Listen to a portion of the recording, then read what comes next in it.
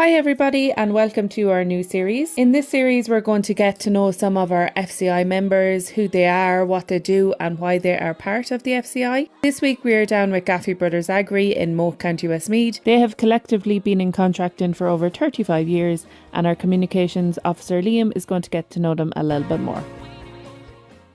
Mr. Shem, you might kind of tell me how you got into this game, contracting. I suppose after school, bought an old 35 and a finger bar mower and a hay bob. And we started, me and the brother, doing bits, and then we branched into another tractor, eventually up to a Zahar, and then I went doing silage for other contractors and driving for them and mowing for them, and probably went into it bigger than around 90 or 91 or somewhere along there. Got into it a bit bigger. You did you kind of got into a taxi gig at one stage. I got into taxis then in 94, I think it was, for 10 year or 12 year, and buses as well for 19 year, doing school runs, and I think they came the way. And then I got hold of them and we built up the hire work a bit more, got into it better, and I had a bit of help, I suppose, the Nevias, Paul and David there, and Shane, and now Oisin there as well, on and off, yeah. I had a brother there, he passed away, he was at the whole time with me as well, up to 2020 there. Still at it, I suppose, and trying to build it up more and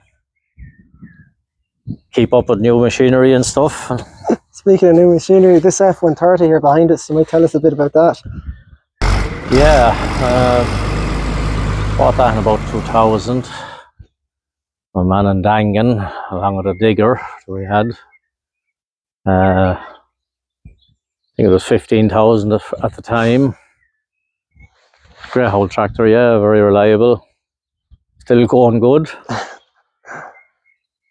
Recruited David at some point. You might tell us a bit about that.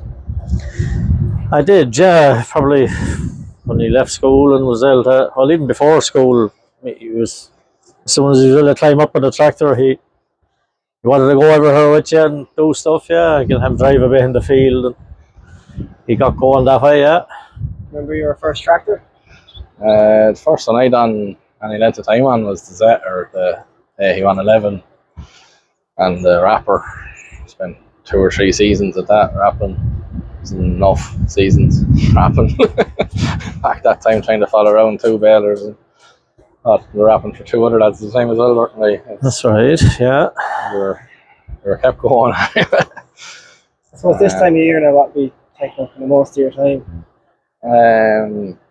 Probably up until last week, there was a good bit of slurry, wasn't there? And fertiliser, digging. We're after picking up a lot of digging the last few years there now. Changed the digger there before Christmas, one of them, an older New Holland one, changed to a case. And we have a Hitachi there as well. Kind of over the open period, we do a lot of mulching, tree shear work, saw work, actually a good bit of fencing as well. Kind of started doing a few bits of that a few years ago, just to kind of fill the gap. Kind of from now till the silage starts, be kind of quiet, but we're after getting a lot of that as well. So, you've been one of our members in FCI for a long time. You might tell us how you could have came to hear about our association.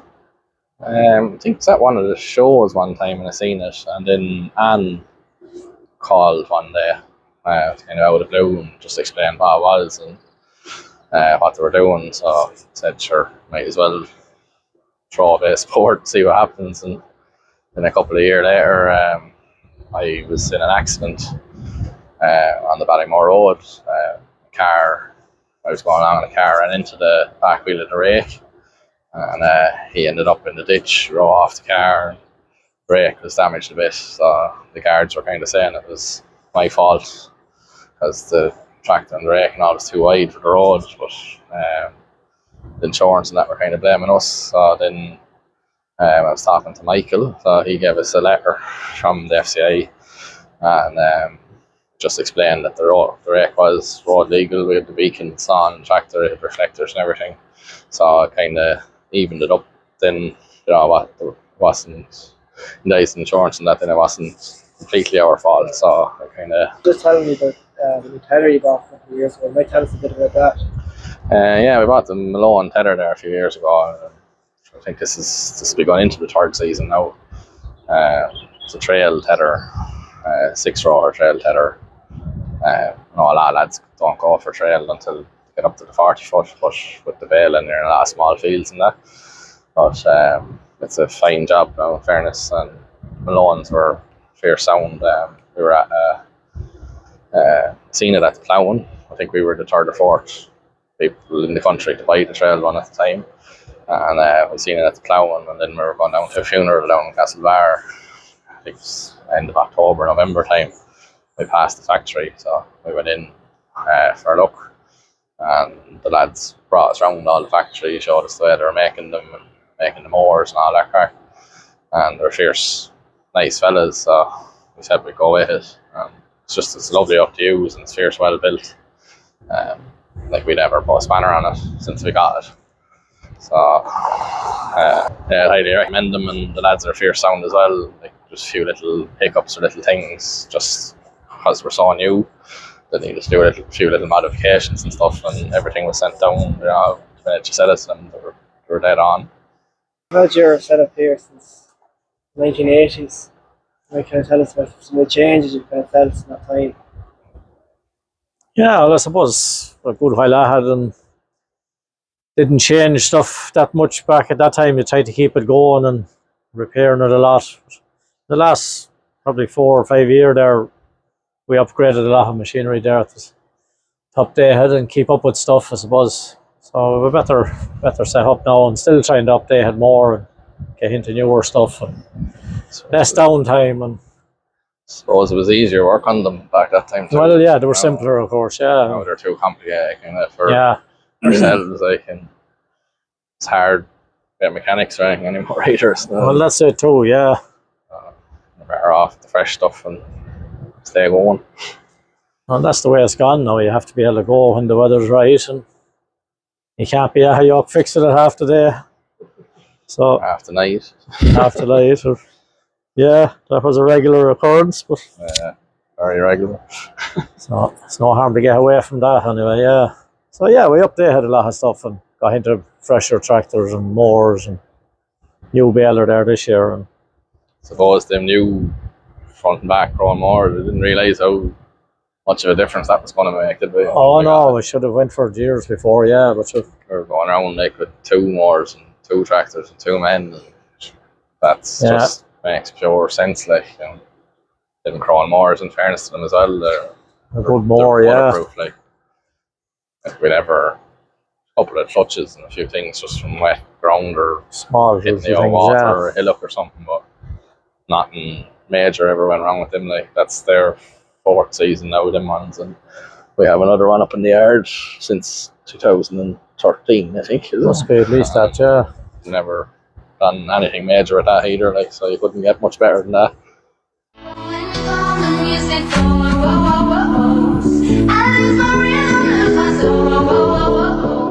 So David, you might tell us a bit about the work you're doing here. We're just mowing a few paddocks here for Ashley Neville. She's just up the road from our yard there. Good customer. She's milking a good few cows here. And you have Oisin there behind you. Yeah, Oisin's coming there behind with the tether there just to check it out. Grass this time of year is soft out stuff, so it's no harm to give it a shake out. Be all stuck to the ground. Is that the new Malone tether, is it? Yeah, that's the Malone one. Well, she's new. We got her 2 years ago, but she's new to us. Well, we bought her brand new, but they're good tether now, in fairness. With the trails, they're a lot nicer to work in the field and that follow you better. They're heavy out tether as well, so they're better off trails. The man just across the road there now, he has one on the lift arms, and he'd want a good size tractor to handle it now. And what other suppliers do you work with? Most of the stuff we buy is off Tom Shaw. Most of the grass stuff. He's the Cronin McHale dealer. up in Burr. James been buying stuff. James and Frank started buying stuff off them. I don't know, it's been 30 years or more now. The in fairness to the lads, they give good old backup, and they kind of never see you stuck.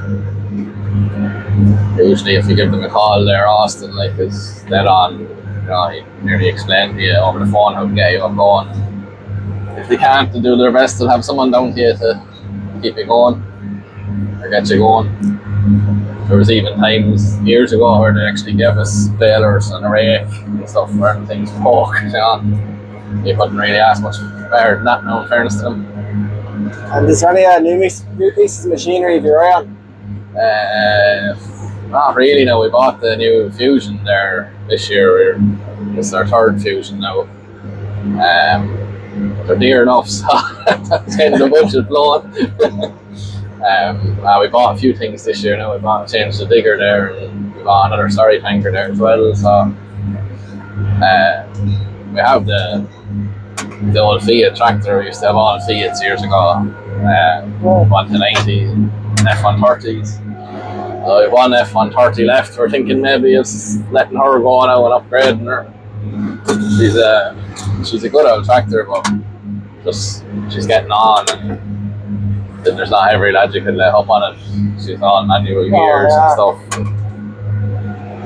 Younger fellas don't know about that anymore. And when you were starting off, was it all manual? Yeah, they were all Devil Zetter that time. Was, I don't know what sort of gearboxes and that. You just hopped it into one and hope for the best. Yeah, they were all manual that time. Like, these are grand now, like, just any lad would pick it up if you jumped into it for a half an hour. And that's all we have time for today, guys. Thank you for watching the video, and if you're interested in becoming a member of FCI, please email us on the email below. And if you're a current member of FCI and you're interested in being featured in one of our videos, please also give us an email or a message on the WhatsApp group. Thanks for watching.